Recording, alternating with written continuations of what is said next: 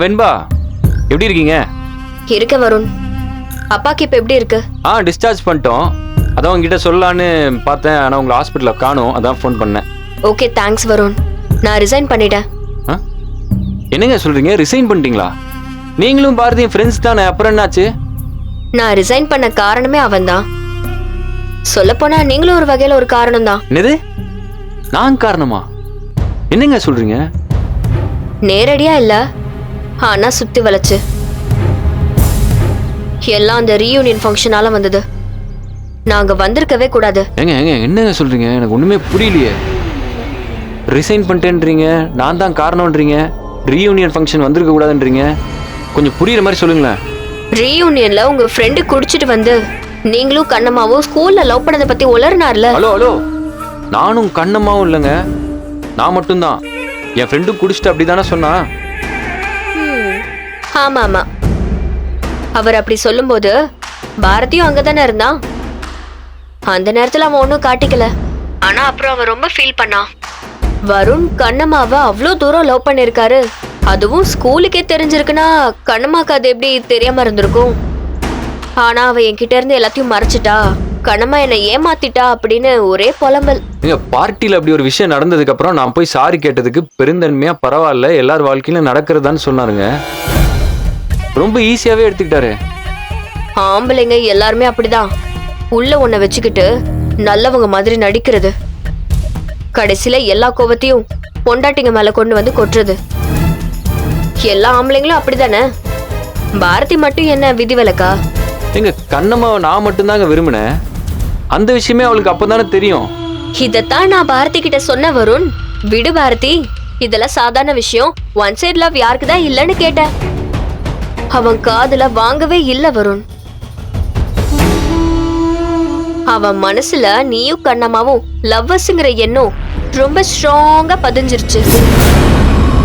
அது மட்டும் இருந்தா பரவாயில்லையே, அவன் மனசுல அடி ஆழத்துல கண்ணம்மா மேல சந்தேகம் வந்துருச்சுன்னு நினைக்கிறேன்.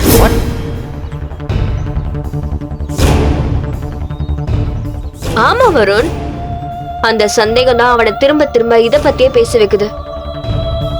உங்களுக்கு அவார்ட் கிடைச்சப்போ வீட்டுல வச்சு நீங்க பார்ட்டி கொடுத்தீங்கல்ல, அன்னைக்கு நைட்டு கூட நீங்களும் கண்ணம்மாவும் பேசிட்டு இருந்தீங்களே, அந்த விஷயம், ரெசார்ட்ல தனியா மிட் நைட்ல உட்காந்து பேசினது, இது எல்லாத்தையும் அவன் சந்தேகத்தோட பார்க்க ஆரம்பிச்சிட்டான் வருண். நடுராத்திரி 3 மணிக்கு கேம்ப் ஃபயருங்கிற பேர்ல ஒரு ஆம்பளை கூட தனியா ரெசார்ட்ல உட்காந்து பேசிட்டு இருக்கானா என்ன வெண்பா அர்த்தம்? நாம அந்த நேரத்துல போலனா 2 பேரும் ஒரே ரூமுக்குள்ள போ. ஒரு நிமிஷம் ஏங்க, என்னங்க இதெல்லாம் கேட்கவே முடியலையே. இது நான் சொல்லல வருண், பாரதி சொன்னது. அப்படிலாம் சொல்லாத பாரதி. வருண் ரொம்ப நல்லவன், மனசுல கள்ள கபடமே இல்லாதவன், கண்ணம்மா மேல உயிரையே வச்சிருக்கா, அப்படிலாம் உனக்கு துரோகம் பண்ண மாட்டான்னு எவ்வளவோ சொல்லி பார்த்தேன். உங்களுக்காக சப்போர்ட் பண்ணி பேசும்போதுதான் என் கண்ணத்திலேயே அரைஞ்சு இனிமே என் மூஞ்சிலே முழிக்காதன்னு சொல்லிட்டான். பாரதி இப்படிலாம் கூட நினைப்பாரான்னு ஒரு குழப்பமா இருக்குங்க. எனக்கும் ரொம்ப ஷாக்கா தான் இருக்கு வருண். நான் அவனோட எவ்வளவு க்ளோஸ் ஃப்ரெண்ட் உனக்கே நல்லா தெரியும். என்னையே அவன் அடிக்கிறானா, அவன் மனசுல எந்த அளவுக்கு சந்தேகம் இருக்கும்னு நீங்களே யோசிச்சு பாருங்க.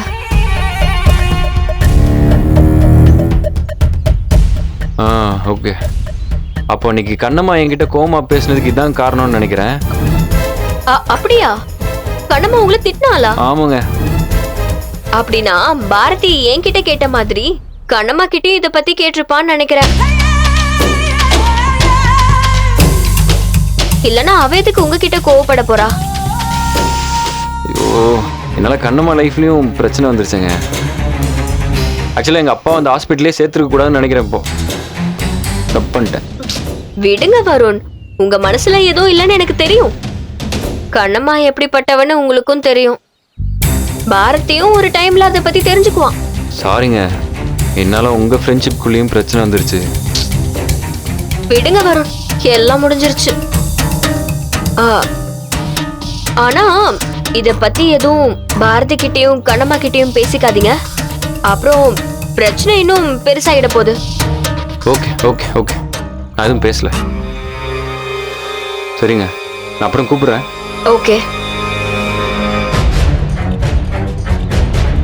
என்ன பாரதி, உங்களுக்கு இப்படி ஒரு முகம் இருக்கா? கண்ணம்மா பாவம்.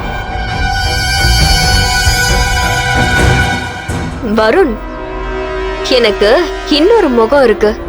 நான் சொல்ற எல்லாத்தையும் அப்படியே நம்புற. நீ ரொம்ப பாவண்டா.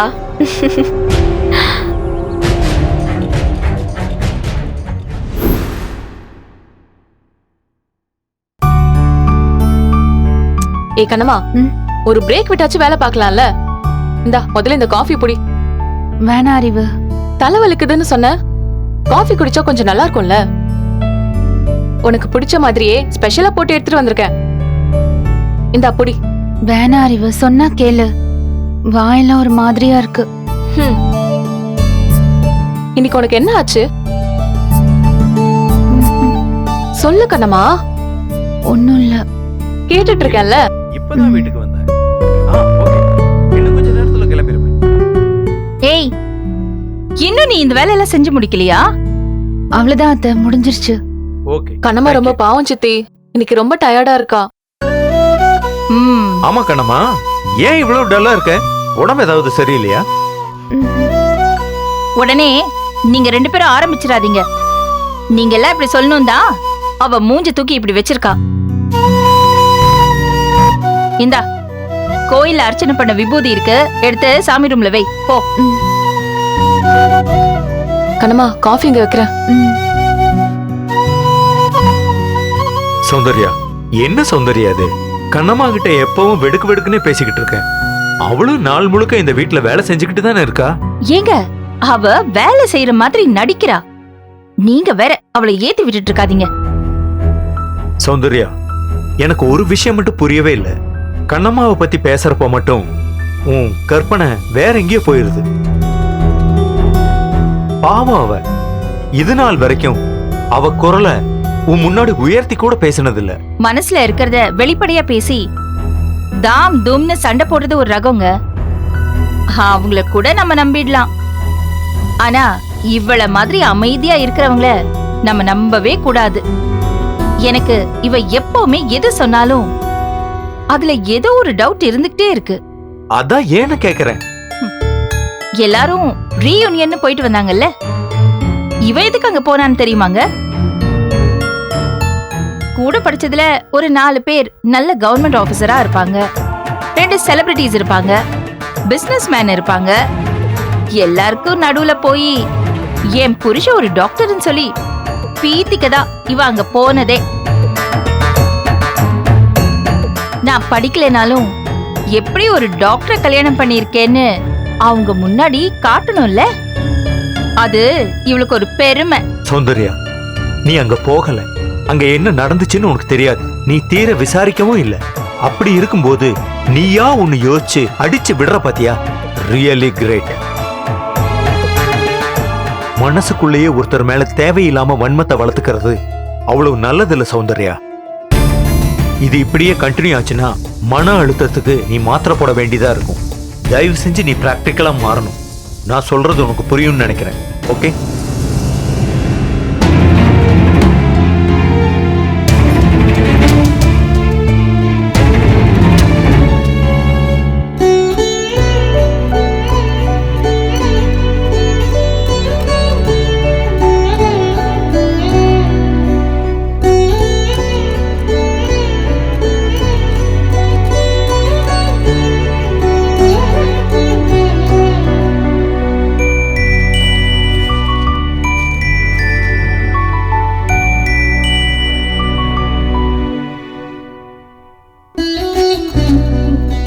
ஐயோ, என்ன கண்ணம்மா இது?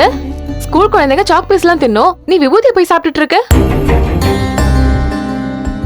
தெரியல அறிவு, திடீர்னு ஆசாசியா இருந்துச்சு, அதான். காஃபி சாப்பிட சொன்னா வாய் ஒரு மாதிரியா இருக்கு, வேண்டான்னு சொன்னேன்.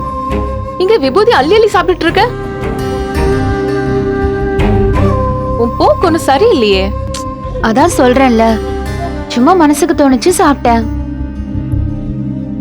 பார்த்தா யாராவது கிண்டல் பண்ணுவாங்கன்னு தான் நானே ஒளிஞ்சிருந்து சாப்பிட்டேன். நீ வந்து பாத்துட்ட. அதெல்லாம் நீ திருட்டுத்தனமா சாப்பிடும் போதே நான் வந்துட்டேன். விபூதி மட்டும் தானா இல்ல கறி கட்ட அடுப்பு சாம்பல்னு அடுத்த லெவலுக்கு போயிட்டியா? ஏய் நான் என்ன லூசா? அது எனக்கு தெரியாது. ஆனா இத பாரதி கிட்ட போட்டு கொடுக்கறது தான் என்னோட முதல் வேலை. ஏய் வேணா அறிவு, மாமா கிட்ட மட்டும் சொல்லிடாத ப்ளீஸ். அப்புறம் என்ன அவர் கிண்டல் பண்ணியே காலி பண்ணிடுவாரு. அது எப்படி? நீ பாட்டுக்கு விபூதிய சாப்பிட்டு நாளைக்கு ஏதாச்சும் ஆகி அப்புறம் அன்னைக்கே நீ பார்த்தல்ல, ஏன் என்கிட்ட சொல்லலன்னு பாரதி என்ன புடிச்சு கத்துறதுக்கா? ஐயோ சொல்லாத அறிவு, ப்ளீஸ் ப்ளீஸ். அதெல்லாம் ஒண்ணும் ஆகாது. சரி சரி பழிச்சு போ. இதுக்கு எனக்கு ஏதாச்சும் லஞ்சம் தரணுமே. என்ன வேணும்?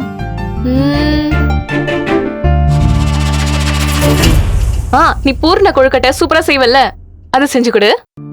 இப்பவே வா. நான் ஒன்னும் அவ்வளோ ஏற்கம் இல்லாதவளாம் இல்ல. இன்னைக்கு நீ ரொம்ப டயர்டா இருக்கன்னு தெரியும். இன்னொரு நாள் பண்ணி கொடு. ஓகே கண்டிப்பா செஞ்சு தரேன். அந்த விபூதியை கூட நானும் டேஸ்ட் பண்றேன்.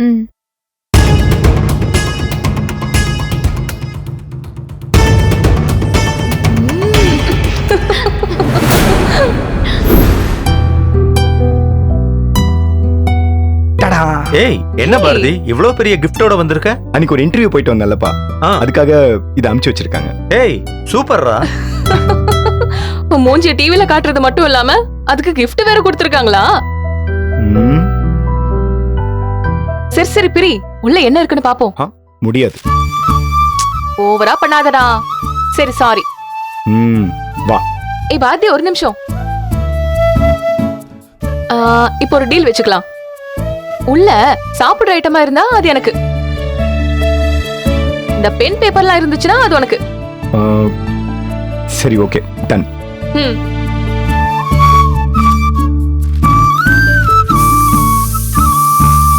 ஐயோ கரெக்டா gift பிரிக்கிற நேரம் பார்த்தா விசில் அடிக்கும். நேத்தே சாதம் குழஞ்சிச்சுன்னு சித்தி என்ன திட்டினாங்க. சரி பிரிக்காத இரு, நான் வரேன். ஏய் சீக்கிரம் வா, இல்லைன்னா நான் பிரிச்சிடுவேன். சரி வர வர. டேய் என்ன இங்க உட்கார்ந்து பிரிச்சுக்கிட்டு மேல போ, கண்ணம்மாவை பிரிச்சு பார்க்க சொல் போ. அப்பா அறிவு போடா. சரி ஓகேப்பா. மேல போறேன். கண்ணம்மா. மாமா என்ன மாமா இவ்ளோ பெரிய gift? அன்னைக்கு நான் டிவில இன்டர்வியூ கொடுத்தேன்ல, அதுக்காக கொடுத்தாங்க. மாமா கூட ரொம்ப பெருமையா யார்கிட்டயும் போன்ல சொல்லிட்டு இருந்தாரு. நான் தான் இன்டர்வியூ பார்க்கல. அவ்வளோ பெரிய இன்டர்வியூலாம் ஒன்றும் இல்லை, சாதாரண இன்டர்வியூ தான். ஆனால் என்ன, இந்த கிஃப்ட் பாக்ஸ் கொடுத்தாங்க. சரி நீ ஓப்பன் பண்ணு, நான் ஃபேஸ் வாஷ் பண்ணிட்டு வந்தேன். ஓகே.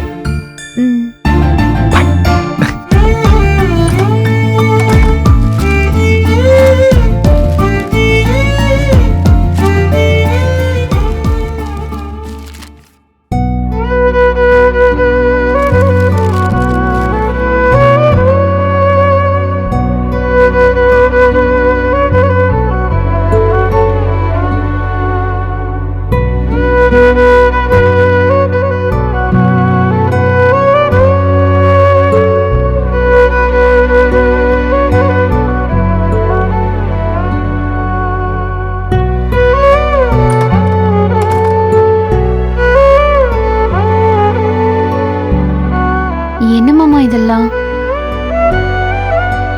நானே இப்பதான் கண்ணமா பாக்குறேன். அன்னைக்கு டிவில ஒரு இன்டர்வியூ கொடுத்தேன்ல, அது ஒரு ஸ்பான்சர் ப்ரோக்ராம். இந்த மாதிரி சைல்ட் ப்ராடக்ட்ஸ்லாம் தயாரிக்கிற ஒரு கம்பெனி தான் அந்த இன்டர்வியூவை ஸ்பான்சர் பண்ணாங்க. ஸோ அவங்களோட ப்ராடக்ட் எல்லாத்தையும் கிஃப்டா கொடுத்து அமைச்சிருக்காங்க. எடுத்து வை, யாருக்கா கொடுக்கலாம். இதெல்லாம் நமக்கு எந்த காலத்திலயும் யூஸ் ஆகாது இல்ல மாமா? ஏதோ வாய் தவறி சொல்லிட்டேன் கண்ணம்மா. இருந்தாலும் நீங்க சொன்னது உண்மைதானே மாமா? இதெல்லாம் வச்சு நம்ம என்ன மாமா பண்ண போறோம்? இந்த சோப் போட்டு குளிப்பாட்டி விட ஒரு குழந்தை இருக்கா? இந்த Dress போட்டு அழகு பார்க்க ஒரு குழந்தை இருக்கா? வேஸ்ட் தானே மாமா இதெல்லாம்? கிஃப்ட்ல என்ன இருக்குன்னு தெரியாம அதை நான் எடுத்துட்டு வந்துடக்கூடாது. அதான் நான் பண்ண முதல் தப்பு. ஏதோ உன் நிலைமை தெரியாம வாய் தவறி அப்படி சொல்லிருக்கூடாது. அது ரெண்டாவது தப்பு. எனக்கு குழந்தையே பிறக்காது. அது மூணாவது தப்பு. கண்ணம்மா, இன்னொரு தடவை நீ இப்படி பேசின அப்புறம் நான் உங்ககிட்ட எப்பவுமே பேச மாட்டேன். இப்ப என்ன, இந்த gift தானே உன் மனசை கஷ்டப்படுத்துது. குடு மாமா. குடுங்கறேன்ல, இரு வரேன்.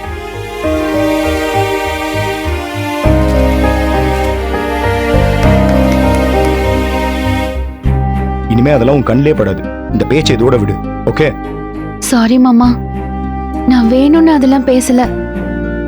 ஆனா அந்த திங்ஸை பார்த்தப்போ அப்படிதான் மனசுக்கு தோணுச்சு.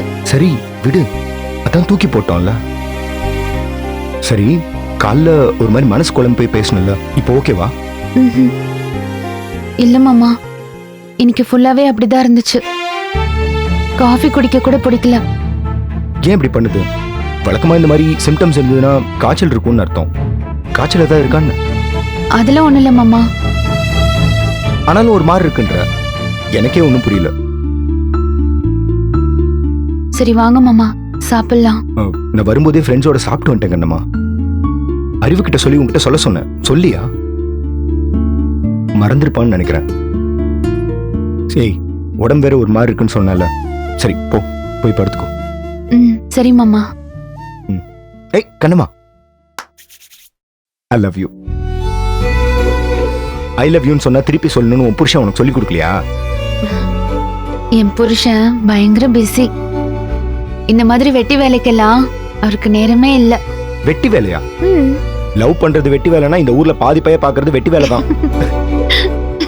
சரி போய் பாடு, நான் லைட் ஆஃப் பண்ணிட்டு வந்துடுறேன். ஓகே?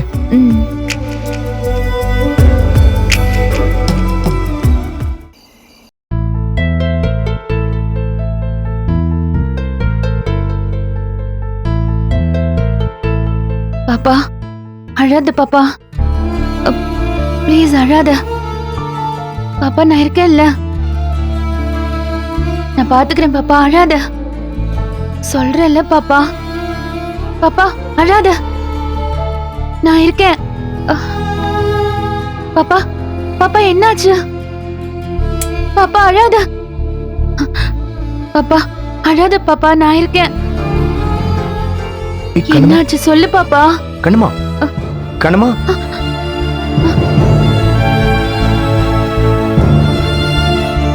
என்னாச்சு கண்ணம்மா? வாசல்ல ஒரு குழந்தை அழற மாதிரி கனவு வந்துச்சு மாமா. சரி, கனவு தானே, வா படுத்தும் கண்ணம்மா. ரொம்ப சின்ன குழந்தை மாமா, 6 மாசம் கூட இருக்காது. அது அழும்போது ரொம்ப பாவமா இருந்துச்சு. ஹே, நைட் இந்த கிஃப்ட் பார்த்தல, அதான் ரொம்ப டிஸ்டர்ப் ஆயிருப்ப, அதனால தான் இந்த கனவுலாம். இந்த மாதிரி கனவு வந்ததே இல்லை மாமா, இதான் ஃபர்ஸ்ட் டைம். சரி படு, எதா இருந்தாலும் காலையில பேசிக்கலாம். படுத்துக்கோ.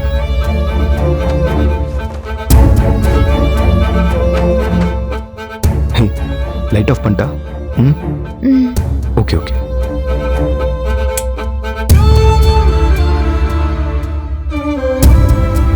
தூங்கு.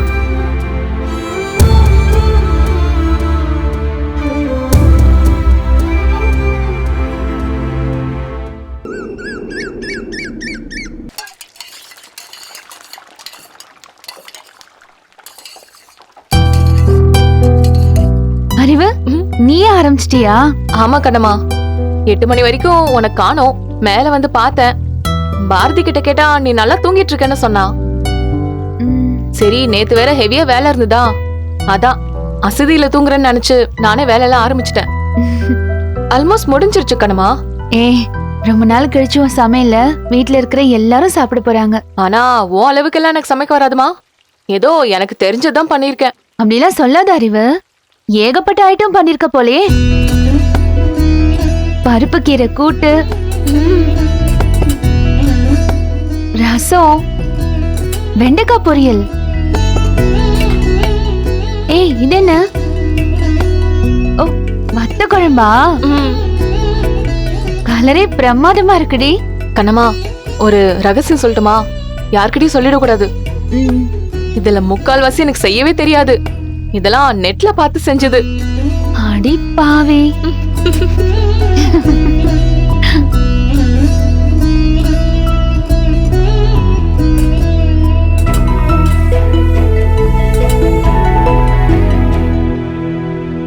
ஏய் இரு, என்ன பண்ண போற? சாம்பார் தாளிச்சு ஊத்தணும்ல, அந்த வீடியோல சொன்னாங்களே. ஊத்தணும் தான். சரி, நான் வெளியே போயிடுறேன். ஏன்? எனக்கு தாளிக்கிற வாசனையே ஆக மாட்டேங்குது அறிவு. இது எனக்கு நம்ம புதுசா இருக்கு. டெய்லி நீ தானே சமைக்கிற, நீ தானே தாளிக்கிற. இப்ப 2-3 நாளா தாளிக்கிற வாசனை வயித்து புரட்டுற மாதிரியே இருக்கு. நீ முடிச்சிட்டு வா. ஏய், இவ ஒருத்தி தலை சுத்துதுங்கிறா, விபூதிய சாப்பிடுறா, தாளிக்கிற வாசனை பிடிக்கலங்கிறா. ஏதோ மசக்க வந்தவ மாதிரியே பண்றா.